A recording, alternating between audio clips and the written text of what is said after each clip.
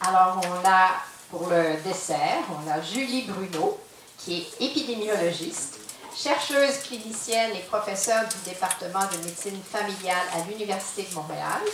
En tant que clinicienne, elle est reconnue comme un chef de file dans le développement de la médecine des toxicomanies au Canada.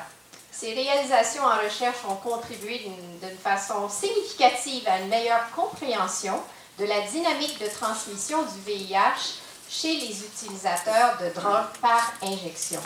Ces études sur la relation entre l'accès aux seringues et la transmission du VIH ont directement influencé les stratégies de prévention à l'échelle nationale et dans le monde. Julie Bruno, à vous la parole. Alors, je pense que vous avez compris que si je parle en dernier, c'est que ça va être un petit peu plus relax. On va parler de prévention. On va faire un vol un peu supersonique de la prévention en 8 minutes. Donc, si on parle de la prévention du VIH dans les 25 dernières années, on peut penser que ça a été à la fois une prévention assez classique d'une maladie infectieuse avec de la surveillance, de l'éducation, de l'information des populations. Il y a eu énormément d'avancées qui ont été faites grâce à cette prévention et on peut penser à tous les débats éthiques sur le dépistage, à la prévention de la transmission mère-enfant, et aussi aux programmes qui ont été développés pour les clientèles vulnérables, comme c'est mon domaine. Il faut bien se rendre compte que le VIH, je pense, permis aux toxicomanes de devenir des citoyens bien différents de ce qu'on pensait d'eux avant le VIH, parce qu'il a fallu se dire, ces gens-là, il faut les garder en santé avant qu'ils finissent par arrêter de consommer des drogues. Les approches que j'appelle de deuxième génération, et c'est celle dont je vais parler un petit peu plus ce soir. Bon, les vaccins, on en a déjà couvert, c'est par mot et par veau, et disons qu'on n'est pas encore rendu là. Le traitement à titre préventif, le fameux test and treat, et on va regarder ça un peu ensemble. En fait, ce que ça fait, c'est que l'idée, c'est de réduire le virus qui se promène dans la population pour réduire la transmission parmi ceux qui sont non infectés. Et pour aller un peu dans le sens de cette, disons, dépister, traiter et guérir, ça serait encore mieux que dépister, traiter et maintenir en traitement. Et enfin, la prophylaxie pré-exposition, c'est l'autre étape de dire on va prendre les personnes à risque et on va leur donner un médicament pour que s'ils sont exposés, ils ne puissent pas être infectés. Et je vais un petit peu élaborer sur pourquoi on est rendu là. Donc, le dépistage VIH, c'est toujours au cœur de la solution. C'est très inégal, mais il y a beaucoup d'avancées dans le dépistage, encore des nouvelles découvertes. On sait maintenant qu'il y a du point of care dans beaucoup de pays où localement ils sont capables de tester les gens sans qu'il y ait du sang, des gros labos, etc. Mais la pénétration du dépistage est très variable. Ici, j'ai pris deux exemples dans les pays africains. Au Canada, on penserait au Canada, mais on estime qu'il y a environ 20% des personnes qui sont infectées qui ne le savent pas. Et dans une étude que Dr. Weinberg a dirigée à Montréal, où on a pas mal tous participé, je dirais, on a trouvé qu'il y avait environ la moitié des personnes qui étaient nouvellement infectées, qui en fait étaient nouvellement infectées par des personnes qui elles-mêmes étaient infectées depuis peu de temps. Donc, le dépistage, c'est aussi extrêmement dynamique et il faut réfléchir dans ces circonstances-là. Un mot sur la prévention de la transmission mère-enfant. On sait qu'on peut prévenir de façon extrêmement efficace la transmission chez les enfants quand la mère est traitée avant. Et il y a eu des avancées et des progrès importants dans les pays à revenus faibles et moyens. Entre 2003 et 2010, vous voyez la courbe des mères qui ont été traitées et la courbe qui commence à descendre des enfants chez qui on a prévenu la transmission. Dans les pays comme le nôtre et au Québec notamment, le dépistage est fait de façon systématique chez les femmes enceintes depuis 2003 et les taux de transmission sont en bas de 3%. Et quand la mère a pris les médicaments pendant 4 semaines, c'est en bas de 1%. Donc, on a une technique extrêmement efficace. Un mot sur les taux de nouvelles infections chez les utilisateurs de drogue par injection. Ça a beaucoup diminué aussi. Ça, c'est une étude qu'on a faite à Montréal et ce qu'on voit, c'est les taux de nouvelles infections. C'était autour de 4% par année, ce qui est énorme, notamment parce que c'est des cocaïnomanes et toutes sortes d'autres drogues à Montréal. Et on a mis en place des programmes d'échange. Et cette courbe-là, ce qu'elle montre, c'est qu'à partir d'ici, on a vu que la diminution de la transmission a été beaucoup plus importante. Et aussi, à partir d'ici, en 2000-2001, c'est là qu'on a vu les fruits, je dirais, de toutes les politiques de santé publique qui se sont adaptées à ce qui s'est passé à Montréal et une meilleure compréhension de ce qu'il fallait faire, notamment avec les distributions de seringues. Donc, le VIH a obligé le milieu à s'adapter extrêmement rapidement. Est-ce que ça marche? Bien, quand on regarde les estimations de nouveaux cas de VIH au Canada, on voit qu'il y a eu effectivement une diminution importante des taux de nouvelles infections dans les populations à risque.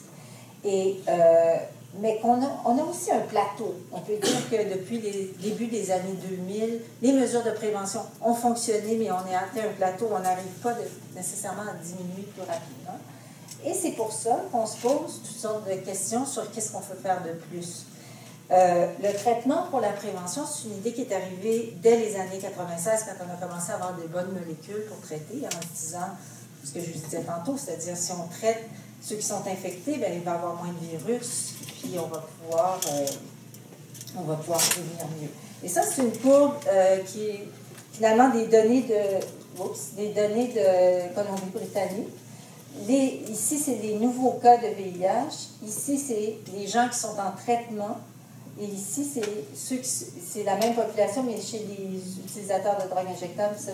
Et finalement, les courbes sont superposables. Plus on augmente les gens en traitement, plus on diminue le nombre de nouvelles infections. Et c'est vrai à la fois pour la population générale et pour la population à risque. Est-ce que, donc, le traitement pour la prévention, est-ce que ça fonctionne? Ce que je viens de vous montrer, c'est une étude écologique. Les études écologiques ont toutes sortes de limitations qui font en sorte qu'on ne sait pas si c'est vraiment une cause-effet. Alors ici, ça, c'est l'étude, je dirais, phare qui a été publiée en 2011 et où on a vraiment testé si ça pouvait marcher auprès de 1763 couples qui étaient sérodifférents, c'est-à-dire un qui était positif, l'autre qui était négatif. Et qui avait c'est des cartes en haut de 350. Donc, juste pour vous dire, ça, c'est un critère où généralement on ne traite pas. Et on a traité la moitié des couples, la moitié de la personne infectée dans le couple, avec un antirétroviral et les autres ont été traités par un placebo. Et ce qu'on voit ici, c'est que dans ceux qui ont reçu le placebo, il y a eu 39 nouvelles infections sur une période d'à peu près 5 ans, mais les gens étaient suivis environ 2 ans, les couples, chacun. Et seulement 4 infections dans ceux où le partenaire, la personne infectée avait reçu le médicament. Et ce qui est assez intéressant et qui, je pense, illustre bien l'humanité dans toutes ces grandes avancées médicales, c'est que sur les 39 infections, bien, il y en avait 27 qui étaient avec le partenaire, mais il y en avait quand même 12 qui étaient avec un autre partenaire que celui dans le couple. Et dans les 4 infections où on était dans le groupe qui avait reçu le médicament, il y avait une seule personne qui était infectée avec le partenaire traité, les autres étaient allés ailleurs. Et c'est beau dire ça, est-ce qu'on va traiter pour la prévention? On en a parlé un petit peu, mais est-ce que le traitement est accessible? Ça, c'est une courbe dans les pays à revenus faibles ou moyens qui montre qu'effectivement, depuis 2002 jusqu'à 2010, il y a une progression importante dans les pays à faible revenu du traitement. Ceci étant dit, c'est quand même environ moins de 50% des gens qui sont traités, et pas nécessairement avec les meilleures molécules, comme le disait le docteur Weinberg. Ça pose aussi la question, est-ce que chez nous, les gens sont traités? Et chez nous, le pourcentage de personnes qui veulent être traitées, qui sont traitées, est très élevé, probablement autour de 80-85. Mais cette diapo, j'en ai retenu juste une pour dire que ce n'est pas égal partout. Ici, c'est l'intention de ne pas offrir le traitement VIH chez des personnes infectées, chez des médecins américains qui traitent beaucoup de patients VIH, donc qui ne sont pas complètement naïfs. Et ce que je veux vous montrer, c'est que chez des personnes qui ont 200 CD4, ça, ils ont besoin de traitement. Si vous utilisez des drogues injectables, il y a 50% des docteurs qui ne voudront pas vous traiter. Si vous les utilisez occasionnellement, 23%, le quart des médecins vont dire non, je ne le traite pas. Alors, je vous laisse peut-être réfléchir à ça.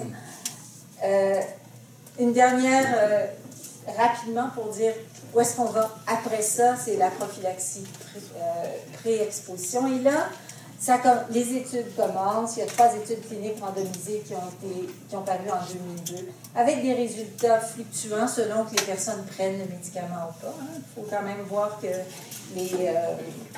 c'est difficile de prendre des médicaments quand on n'est pas malade, puis quand on n'a pas nécessairement un partenaire avec nous qui est infecté. Donc, c'est quelque chose qui est dans l'air. Alors, est-ce que la prévention fonctionne? Il faut quand même s'assurer que l'accès au traitement et les mesures de prévention, c'est pour tout le monde avant, celles qu'on a, et probablement qu'on a beaucoup de choses à faire.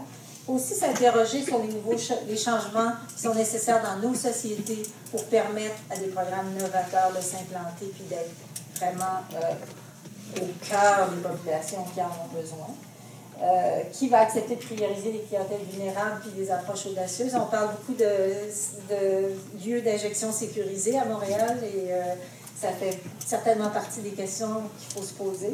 Puis est-ce qu'éthiquement, la prévention dans les pays riches va se faire au détriment du traitement dans les pays pauvres? Marc le dit, ça vient tout pas mal de même argent. Fait qu'il faudra voir. Je vous remercie beaucoup.